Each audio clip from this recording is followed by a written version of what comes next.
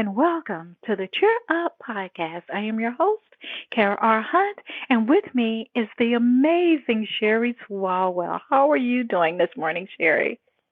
I am doing really, really great. I don't know.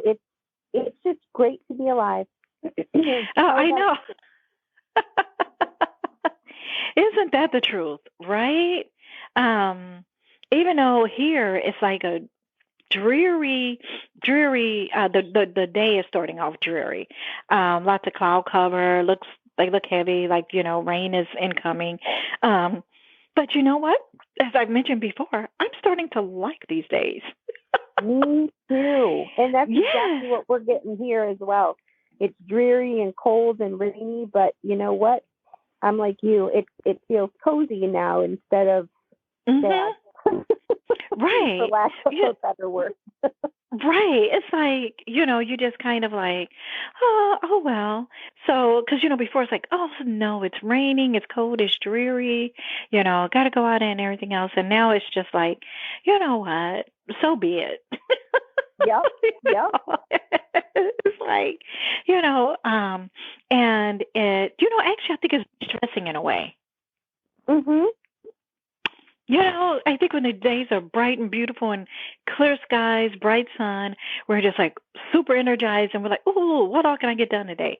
And we're stressed and we're doing this and and all this other stuff.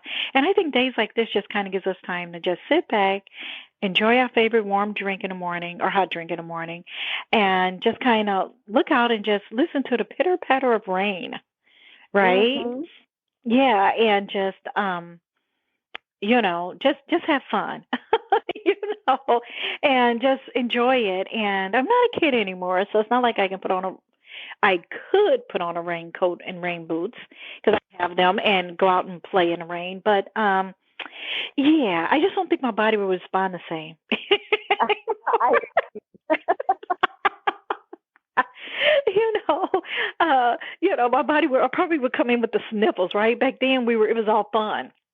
right, you right. know, and games, and we would just play in the rain, and we would just have so much fun, and everything. And so yeah, it's amazing, you know. Um, but maybe if I had an umbrella, but I don't know. The weather's unusually cool here, for this time of the year. But you know what? It is what it is, and I just love these days. And sometimes when things are looking gray, we kind of just oh, what's the word? Just not as hopeful, maybe. What's the word? Yeah, more discouraged. Yeah. Oh, say it again, Sherry. More discouraged.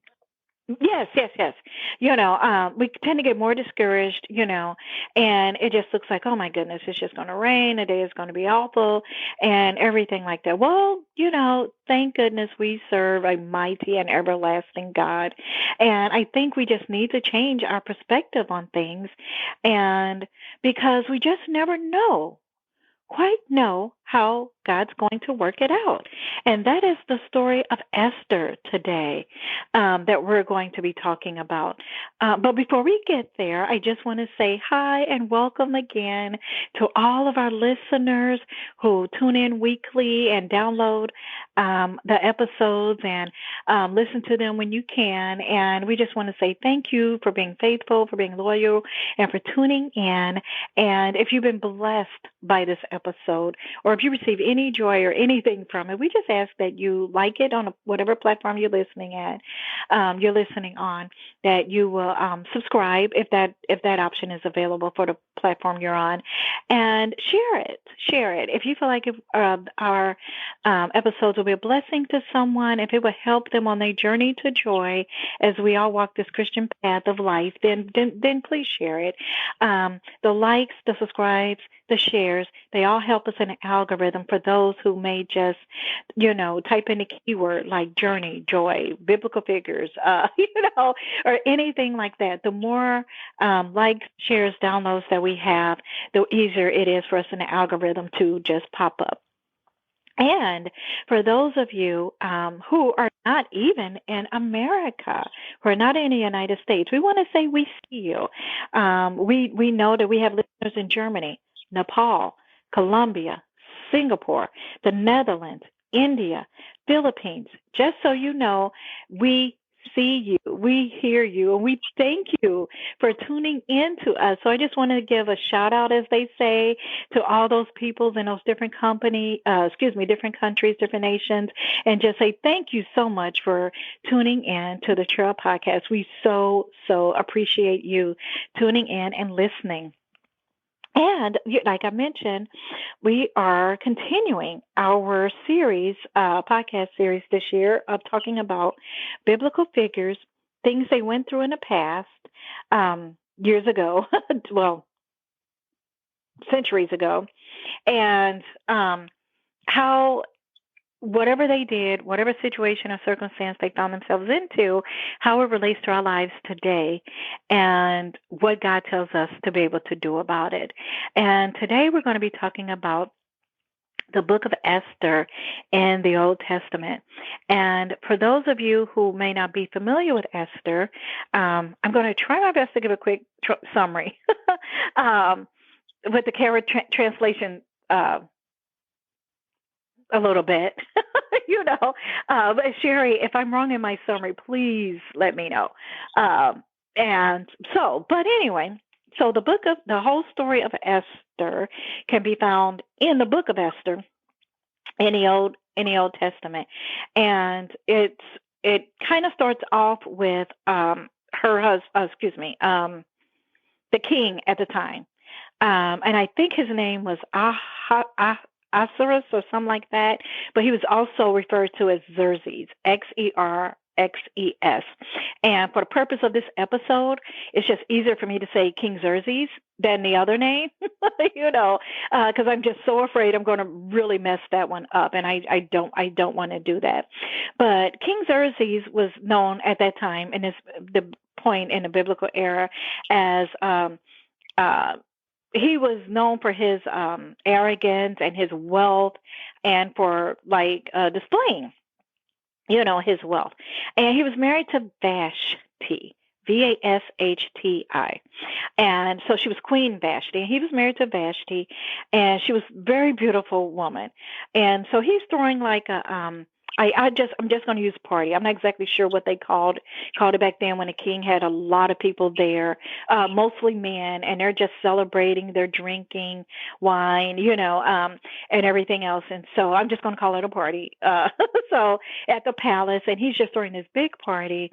Like I say, he was kind of known for his extravagance and, and wealth and everything else. And so he has this beautiful wife, and he sends for her, and he's like, I want her to come out, and she's so beautiful. I want to show her off to all these men in the kingdom, and I want her to come out and dance for him and do all this other stuff.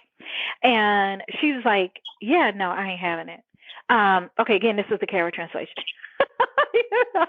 And she's just like, yeah, no, I don't think so. I don't want to do that.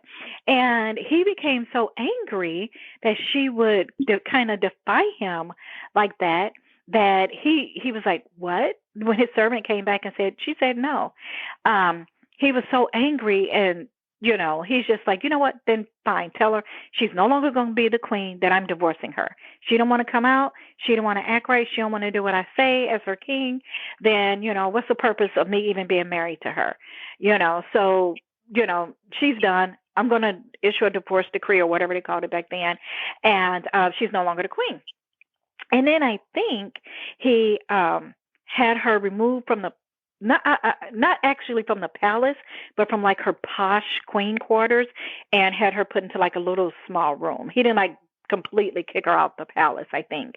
But I think she was still somewhere close nearby. But all the luxurious stuff she had, and servants and everything else, I think was all taken away from her, and she had just a little regular room, I think, with regular people. So after that, he's like, you know what? She's not the only beautiful woman in the kingdom, and I'm going to have this beauty pageant, pretty much, this pageant, and I'm just going to have my servants and my people look for the most beautiful women, and then I'm going to pick one, and she's going to be my new queen. And so he hires this guy pretty much to head this thing over, and he goes all across the nation or whatever looking for beautiful women, and he comes across this woman, Esther. And her parents, I'm not exactly sure how her parents died, I can't remember exactly how they died, but she was raised by her cousin Mordecai. Um, and I believe he's like an older fellow, but he ended up raising her. And when this guy who's searching for the most beautiful women in the land, he comes across Esther, he's just automatically taken with her, not just her beauty, but just, I think her personality, as well. And so he lined up all these beautiful women that he has found across the kingdom or the land or whatever, and they all go before the king. And the king just was immediately smitten with with Esther. And long story short, because there's a lot more involved here, but please just go back and read the book of Esther. There was a whole, what would you call it, a ceremony, Sherry, that the women had to go through before they were presented to the king? Yeah, it was a whole year-long preparation thing. And before you continue the thingy, it's Mordecai was her uncle, not her cousin. I think it was the cousin of her parents. Oh, got you. Okay, the cousin. Okay, so he was the cousin of the parents, but he was her uncle. I believe so, yeah. Okay, yeah. So, so she was raised by her uncle, Mordecai. And so finally, the man takes her along with all these other beautiful women, and everything else. And, they go through this whole preparatory thing, like Sherry said, for about a year, and everything else. And they're presented before the queen, the king. And, like I said, long story short, he's smitten with her, and everything else. And so she ends up becoming Queen Esther. But what he does not know is that Esther is a Jew person. She's Jewish, and he does not know that.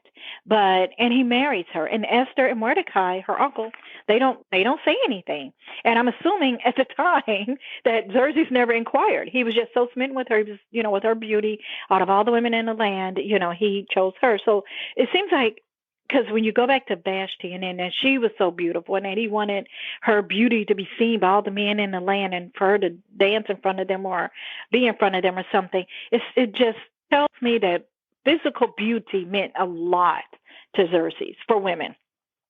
That he's, was more, about their physical beauty, I think, than asking questions and getting to know them, But her uncle, Mordecai, one night was just sitting by the guard gates or something, I think perhaps waiting to talk with Esther or something, and he overhears a plot they were, I think, talking about two guards, I think, were talking about assassinating the king, King Xerxes. And he's just at the gate. He was waiting outside the gate, and I think he was waiting for Esther, and he hears this plot. And then he ends up telling Esther about it, and Esther told the king, and the two guards were hung. And so we go, as it further goes along, in Esther, there's this guy in her named Haman or Haman, who just really hated the Jews. And he was just absolutely determined to get rid of them. And he really didn't like Mordecai, and so eventually he issues this, he decides to, go after all the Jews. Uncle Mordecai finds out about it. He tells Esther, he's like, you've got to go to the king. You have found favor in the king's sight, and everything else, because Haman is threatening to come and kill all the Jews. And she really did not want to do that at first, because she feared for her life, because up until now, he didn't know she was a Jew, and everything else. And so even though she was his wife, she's like, this could cost me my life. And she, I think, talked to her servants and everything. And then I think they did 3 days of fasting and prayer before she went to the king. And she was just like, everybody fast and pray, because I may see you again, I may not.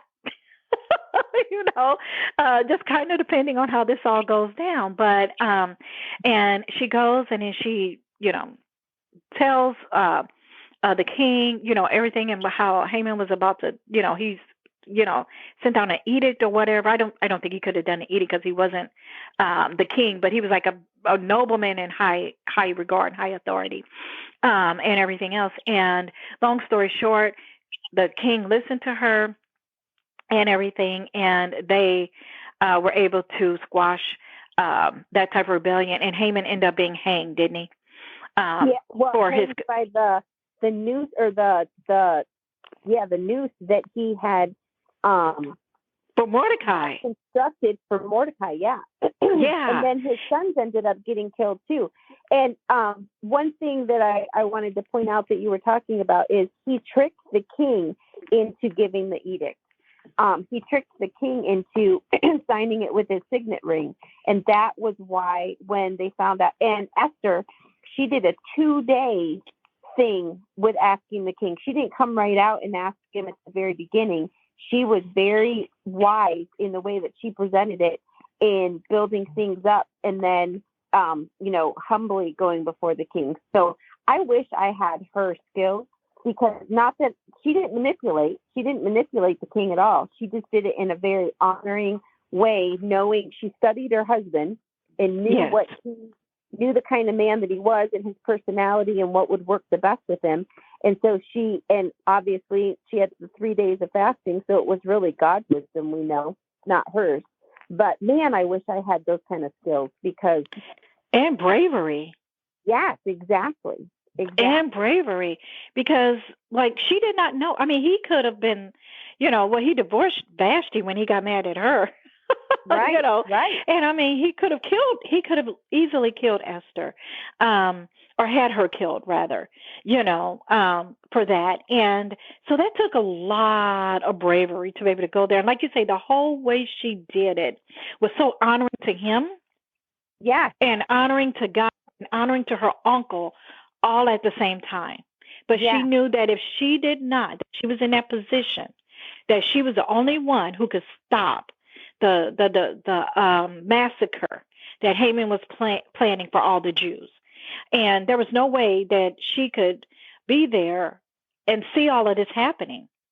And she would have been spared, because if she kept her mouth shut, they never would have known. But who could sit there and you see all your family and friends and loved ones just massacred, just right, with the sword, with axes and just knives and just everything, and you sit there and you're quiet. So she knew that she had to intervene.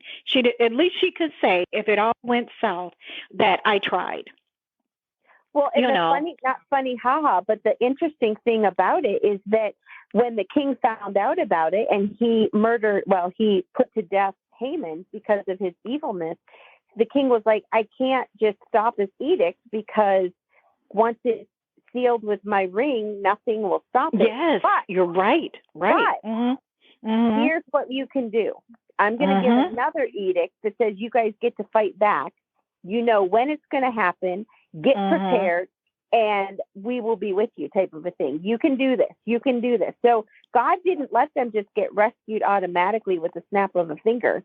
God made the Israelites work back for it, or the Jews work back for it. But God was still in the victory, and God still gave them victory. Absolutely. And that is so key, because he gave them the weapons, and they helped them fight back. Right? Because before it would have been just like a massacre, like I said. And they would have been caught off guard. They would have never known. It was right. Right. They would have never known. They would have been so caught off guard. And that was Haman's evil plan, right? And everything else. And so you go, okay, Kara, but that was thousands of years ago. You're talking about, especially Old Testament. How is that, relate to us today? And all we have to do is look at the world. She was afraid to tell anyone she was a Jew. In America now, on a lot of campuses, there are students that are afraid to do that because of the protests and the things that are happening and that are going on in the Middle East. A lot of them have been targeted here in this nation.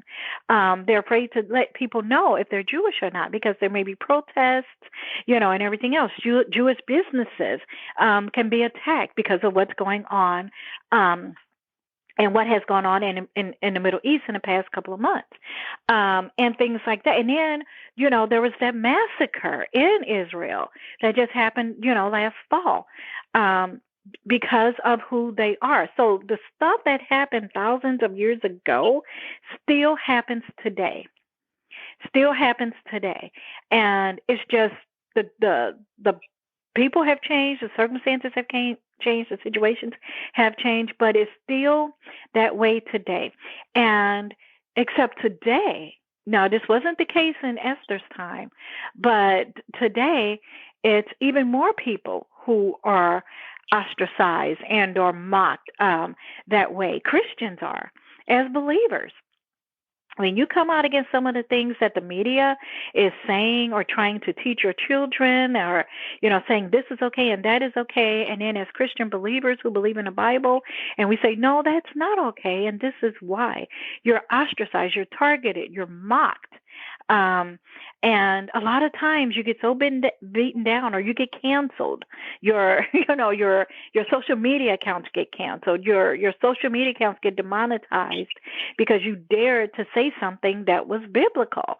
And a lot of times you're like, man, me speaking out is just really costing me, not just financially, but then I have these threats coming against me if I say this again, or they're talking about canceling me. Then what about my career? And different things like that. But a lot of times we have to do what Esther did. We just have to say, go to your friends, go to your family. Let's pray. Let's fast. Let's do this. And, so we have the wisdom on how to move forward. What should we do in this situation? Should we continue to speak out no matter what it costs? Or should we back down? And I think so many of us will be surprised when God's like, you're on the right path. I'm going to give you the weapons to fight with. Oh, by the way, I already gave you the weapons. To fight with. They're in the book of Ephesians. So what are your thoughts about this, Sherry? I think that you are spot on, Kara. I think that, when COVID started back in 2020, I was asking God how to pray. And none of us knew if it was going to last. None of us knew how long it would be. We just knew that there was a shift taking place and that there was something significant happening. And God brought me back to this lesson, this story in Esther. And my prayer has been for the last 4 years, and I will admit it hasn't been daily as recently as it was when COVID was active. It was daily when COVID was active. But my prayer was that God would hang Hamans by their own noose, rise up the Mordecais, and let the Esthers be strong and courageous. And I didn't know exactly what that meant as far as how God wanted to do that and how he wanted to have that happen. But I just knew that I needed to pray strong, brave, heartfelt prayers, that God would get the glory, that his love would shine through us as his children, to those who were afraid, to those who were grieving because of losing loved ones, to whatever it is, whatever assignment that God had given us. And so that has been my heartfelt prayer, that the Hamans will get hung by their own noose, that God's justice would prevail. And I didn't name the Hamans. God knows who the Hamans are. I didn't name anybody. I just sat there and I said, whoever this is all about you, Lord. It was just my way of dedicating and bringing it all back to him, letting him know that I trusted him and letting him know that I was willing and able to do whatever it was that he wanted me to do, even if I needed to have the courage of Esther to do it. And I think that's kind of where we're at still. In fact, maybe even more so. We need to have the courage. First off, we need to have the prayer, and this is where prayer and fasting comes in. We need to have the prayer of discernment of God, which is our battles to fight and which ones aren't. Sometimes God's going to call us to fight the battles in public. So that might mean going before your school board. That might mean talking to your legislation. That might mean being a vocal voice in a broad, big platform. It also might mean doing smaller things that mean just as much. That's why you and I started the podcast, was to spread joy and to help people focus on faith instead of on fear. That's why I started the membership, so that as people came to know God and as people wanted to step up and grow their relationship with God, but didn't have the clue how to do it or didn't know where to start, that they would have a place to go that would give them guidance, not tell them what to do, but just give them guidance so that they can grow their relationship with God their own way, their own time, but have guidance of ways to do it, to not feel alone in the journey, to not feel like they were by themselves. Esther, like you said, Kara, Esther called her servants around her and called her friends and family. And Mordecai said, I've got your back, Esther. I'm having all the people from the village. We're all praying and fasting too. It's a time of coming together and it's a time of community. So I really feel like Esther's story gives us that call to action of what is our part to play today? What is it that God wants us to do? Because like Mordecai said to Esther, he said, now she could have been saved. If she had kept her mouth shut, King Xerxes might have never, ever found out she was a Jew. But Mordecai said, regardless, you're going to get killed too. Like you're going to be affected by this as well. So who's to say that God didn't call you for such a time as this? So who is to say that God, we know that God had us be born so that we would be alive in 2020, 2021, 2024. Like God has a purpose and a plan, and we are here for a reason. So I think that's what the main challenge is that I want to give to people today. Not only go back and read Esther for yourself. It's not that long. It's 6 or 7 chapters maybe, but it's so full of so much truth and so much encouragement and so much. And the other part that I want to point out with like God's timing is everything. God, it may seem to us like God taking forever to answer our prayers. It might seem to us that, okay, God, why can't we just get back to normal? Like we've been in this state of unrest and it just keeps getting worse, or it seems to be getting worse instead of better. Well, don't you think Mordecai felt the same way, that it was getting worse instead of better? But one thing that we got so involved and so caught up in the story, Kara, that we forgot to tell people was that God knew, and God had it all planned out of how and when exactly, when when King Xerxes' heart would be the softest, and he couldn't sleep one night. And so he wanted to read the annuals, which I'm thinking. Oh, that's right. You're right. Would put me to sleep too. So he called for the annuals to be read. And like I said, I think that would be incredibly boring and put me to sleep as well. Good choice, King Xerxes. But so he was reading the annuals, and it was in the annuals that it talked about when Mordecai had saved his life. And so he got to thinking, and he was in the right frame of mind. His heart was softened, and he's like, hey, did we ever celebrate Mordecai for this? Did we ever say, hey, thank you, dude, you get a reward, you get a prize, you get a medal? And they were like, nope, I don't think we did. And so that set the stage for King Xerxes' heart to be soft towards Mordecai, so that when the truth came to light and he found out that his right-hand man, Haman, had been deceiving him this whole time, the pieces clicked together for him better. It wasn't that, are you sure we need to investigate this more? No, it was, oh, wow, that fits the pieces of the other part. So Mordecai saved my life once. Why would he be lying to me now? Whereas look at what Haman's been doing. I believe you that the charges against him probably are true. And then the other part that we didn't talk about either, Kara, and I had to go back to read this again because I'm like, was this really true or is this my imagination? But Haman had, I think, 7 sons, and all of his sons ended up getting hanged too. And I think it might have been during the final battle. So it's like in the past when God would have them destroy cities and towns like Jericho and so forth, and they would destroy every part of it, not leaving any little piece of idol worship for the Israelites to cling to. That same thing is happening in this story as well, that not only was Haman evil, but his 7 sons were evil as well. And in order not to have them rise up and cause another revolution or whatever those things are called. Rebellion. Thank you.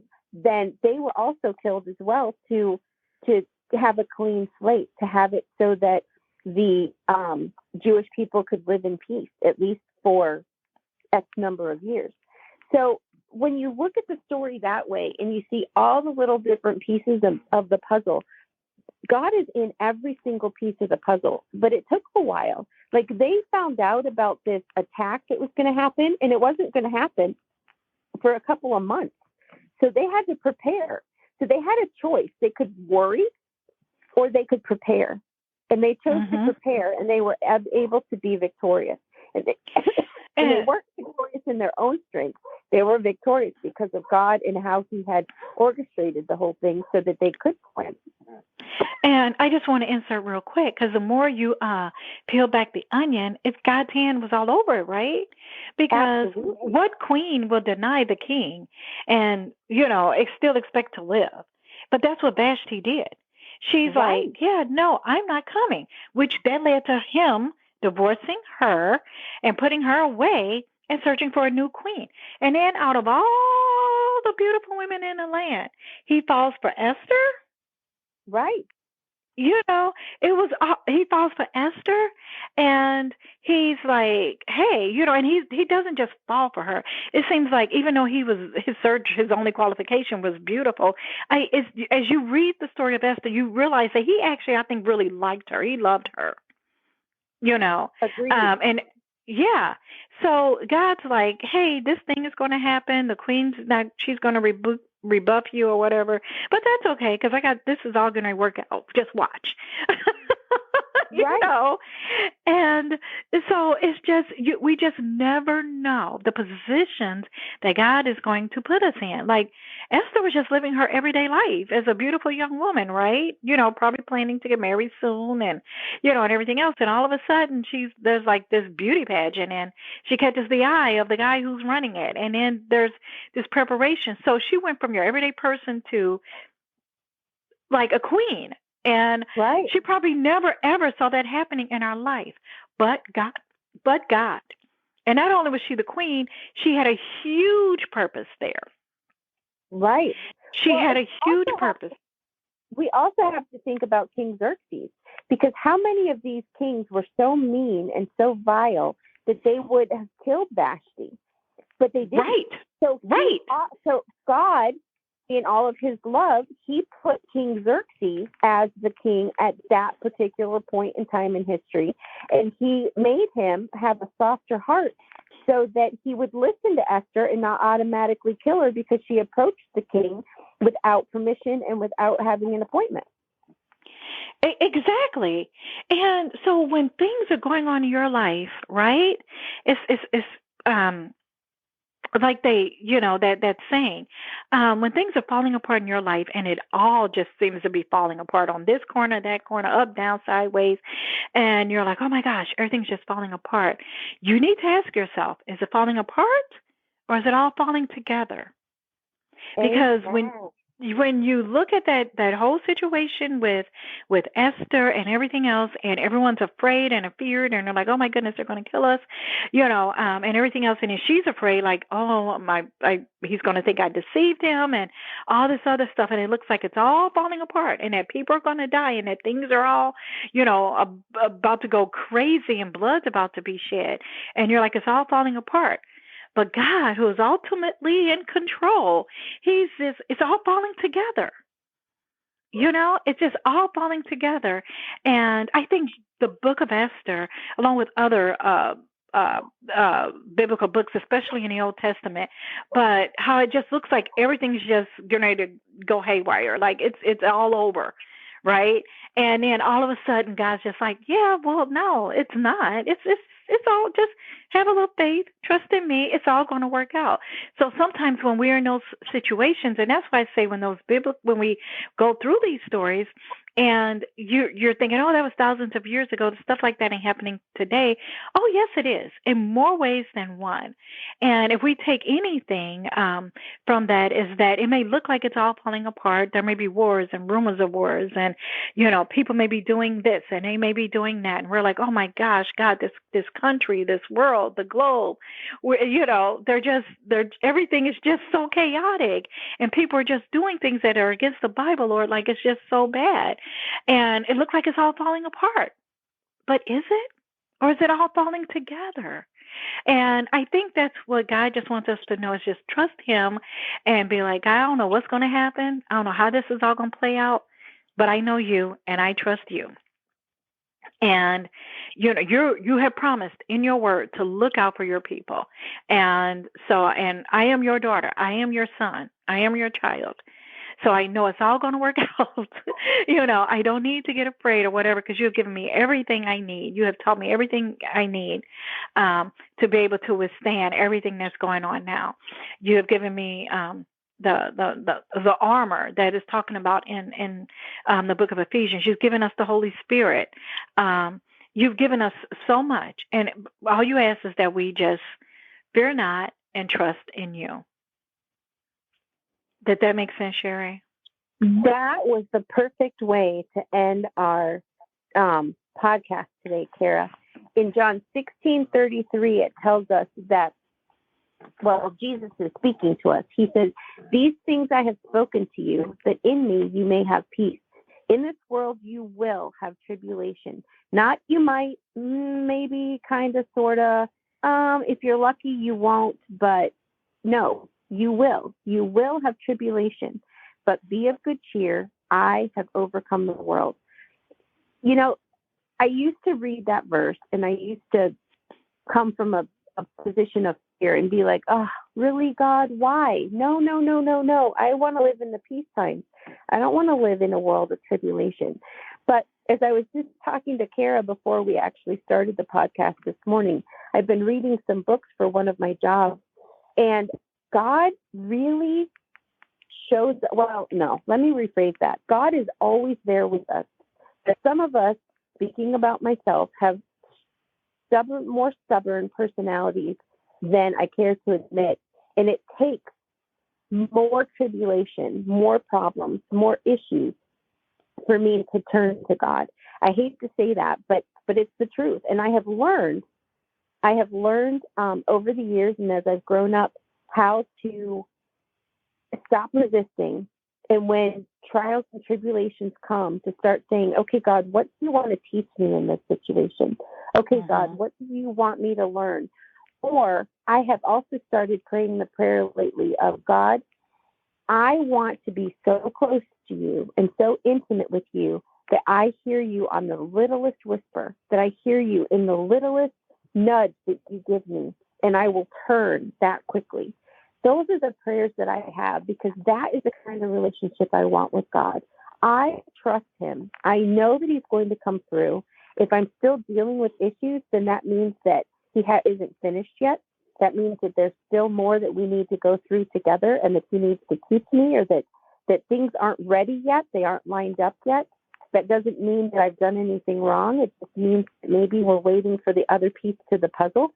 Like with Mordecai had to have given the king the plot of the people trying to kill him. And then God had to wait until the king was ready and his heart was soft and he couldn't sleep at one night.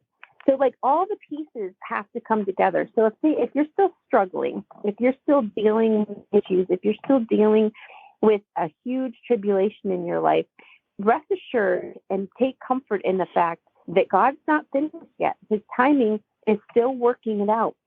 And trust me, we want his perfect timing. We don't want it to be on our timing, because if we do it too early, then it's not all lined up yet, and it's not going to go the way that the answered prayer needs to go. Either way, though, when you are his children, when you are his son, when you are his daughter, he is always working for our good. Sometimes that good comes through the trials and tribulations to teach us the things that we need, because I've always told my kids too, and I don't think that they liked it as much when they were younger, but I'm like, I'm not here to give you an easy life. God's not here to give us an easy life. He's here to prepare us for life. He wants us to be prepared. He wants to build our character. It's more important to him that we have the character that we need in order to face the challenges and to succeed and have the victories in life that we need than for us to just skate through life. That's not his purpose. I don't think that's the purpose of any good, loving parent, is it, Kara? We want best for our kids, and that's training them and allowing them to go through difficulties. It hurts our hearts when they go through the difficulties, but we know that that's the only way that they're going to learn the skills they need to be the successful people that we want them to be, that they want to be. So that's really kind of what we want to end with today. So our suggestion and our encouragement is to go and read Esther for yourself. Ask the Holy Spirit before you start reading what it is that He wants to highlight for you, what He wants to teach you in this wonderful, amazing story. Well, I say story, but it's really a historical event, so I hate to use the word story. To go read the historical event that truly happened. And if you want to talk about it, if you need encouragement or you want prayer, head over to the Cheer Up Podcast at gmail.com, or head over to our Facebook group and start a discussion there. And then we can, as a community, talk about what we're learning and what the Holy Spirit has been teaching us. Also, head over to Kara's website, kararhunt.com, or Sherry's website, sherryswalwell.com, and you can see the latest things that are going on with us. We absolutely positively love being here with you all. We love sharing and just connecting with you every week on Wednesdays. So we thank you for being here. Next week, we're going to be talking about Jeremiah. And I have to say, I don't know as much about Jeremiah as I do about Esther. So I'm as excited about next week's podcast as I hope you guys are, because I have a feeling that I'm going to learn a lot from Kara about Jeremiah. And I can't wait to see what the Holy Spirit wants to teach me as well. So have a great rest of your week. Have a wonderful day. And we will talk to you next week.